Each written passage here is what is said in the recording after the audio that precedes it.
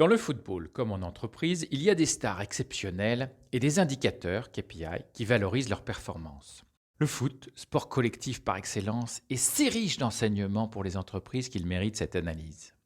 Luis Suarez, avant-centre du Barça, est de tous les joueurs du monde celui qui détient le meilleur ratio de passes décisives par match de l'histoire de la Champions League, 0,42 par match. Il domine Angel Di Maria qui plafonne à 0,34 et Lionel Messi qui suit avec 0,25. Wikipédia dit de lui: en plus de son instinct de buteur, Luis Suarez possède une vision du jeu qui lui permet de distiller plusieurs passes décisives. Je traduis pour mon fils Clovis: Luis est un héros qui ne joue pas perso. Luis, comme moi, est en deuxième partie de carrière. Période que nous ne concevons pas comme une phase descendante post-pic, mais comme un plateau destiné à nous porter plus haut. Nous pensons dur comme fer que le collectif l'emportera toujours sur l'individuel. Pour celles et ceux qui ne le connaissent pas, Luis porte le numéro 9 dans le dos et de la lumière dans les yeux. Cet attaquant uruguayen, plusieurs fois soulier d'or, est surnommé El Pistolero. À 33 ans, l'âge du Christ dirait ma mère, il n'a pas peur de crucifier l'adversaire. Auteur d'une talonnade qui tient du miracle, Luis, quand l'occasion se présente, n'hésite pas à mettre le ballon au fond des cages adverses, férocement gardé par un portier qui joue le rôle de ceinture de chasteté. Peut-être vous demandez-vous d'où me vient cet attachement profond au football. Parce que Poussin, je jouais sous l'œil de mon grand-père, maire du village, qui avait fait construire 3 terrains de foot au lieu d'un. Parce que je chantais « Allez les Verts !» dans la cour de récré en remerciant Platini d'exister. Parce que je déprimais quand la France perdait? Parce que la petite amie d'un joueur de l'OL croyait plus en moi que moi et voyait mon potentiel quand le marché de l'emploi en crise ne voulait pas de moi? Parce que l'année de mon mariage, la France gagnait sa première Coupe du Monde? Parce que j'aime emmener mon fils voir ses héros au stade, le seul lieu sur Terre où la queue pour les toilettes des garçons est plus longue que celle des filles? Parce qu'au foot, la passion l'emporte sur la raison et que c'est ok de pleurer, même pour un garçon? Parce que le foot se joue sans le sou, avec juste un caillou? Parce que mes potes me manquent, dont Benjamin qui m'a décodé tard dans la nuit toutes les stratégies des footballeurs? Parce qu'il me manquera toujours un ami au coup d'envoi de la Coupe du Monde, s'il venait à être emporté par cette saleté de virus? Parce que l'OL a gagné grâce à son public avant que les portes de stade ne se ferment pour longtemps? Ou parce que moi, le coach d'équipe des entreprises, je vibre avec les coachs d'équipe sportives? Oui, oui et oui. Foot, tu me manques tant, car tu rends plus vivant toute la terre entière, mais pas que.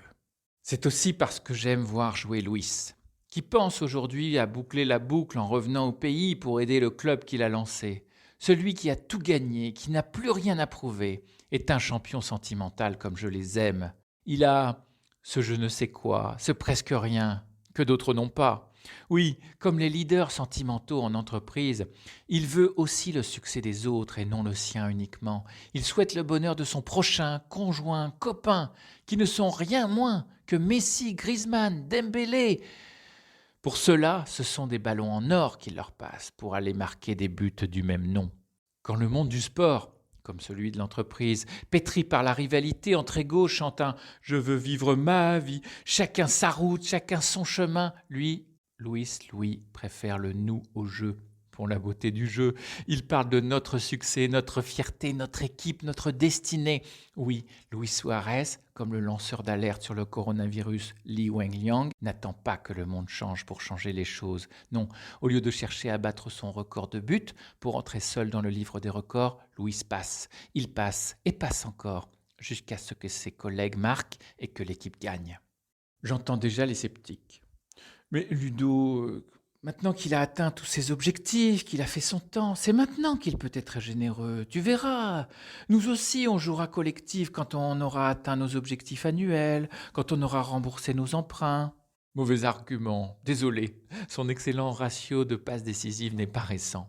Malheureusement, il manque souvent en entreprise ce type de Key Performance Indicator, KPI, pour casser les silos, encourager les projets collectifs. À tous les financial controllers épris comme moi de tableaux de bord intelligents, qui ne soient ni bêtes ni méchants, je vous en conjure, développez d'urgence vos équivalents du ratio de passes décisives. Sans cet indicateur, Luis ne serait reconnu que comme un pistolero en solo. Sans cet indicateur, comment connaîtrions-nous, au-delà de ses buts, la contribution capitale de Luis Suarez au succès collectif du Barça?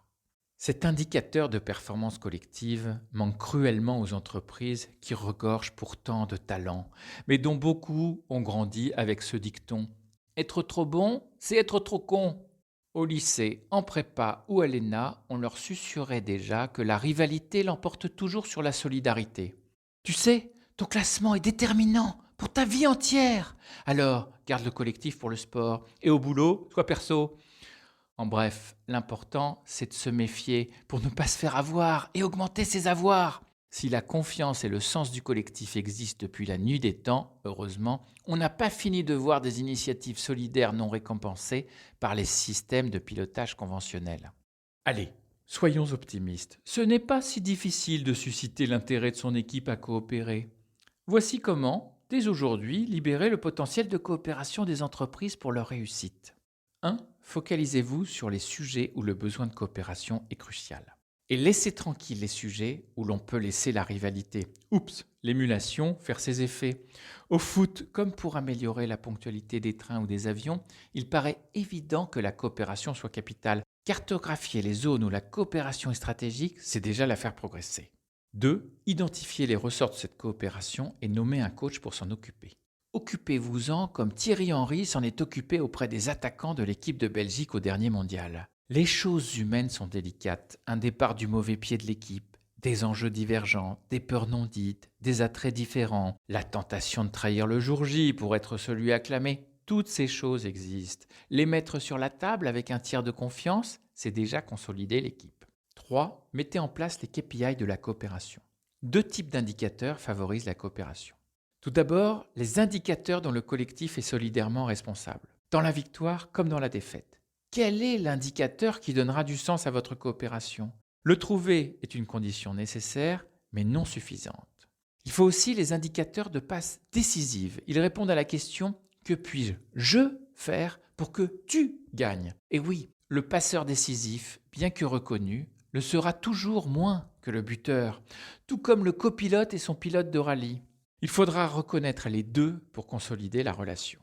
Sans ces indicateurs et la valorisation associée, il serait désavantageux, voire débile, de prôner le collectif alors que le jeu demeure individualisé. L'émulation entre les BU, divisions, départements était hier la panacée du management par objectif. Elle devient aujourd'hui un handicap stratégique mortellement dangereux pendant la crise, où le besoin de mutualisation et de coopération est capital pour survivre et réduire les coûts. Comme dit si bien Pablo Servigne, l'entraide est l'autre loi de la jungle, si souvent oubliée. Sentimentalement vôtre, et à la semaine prochaine.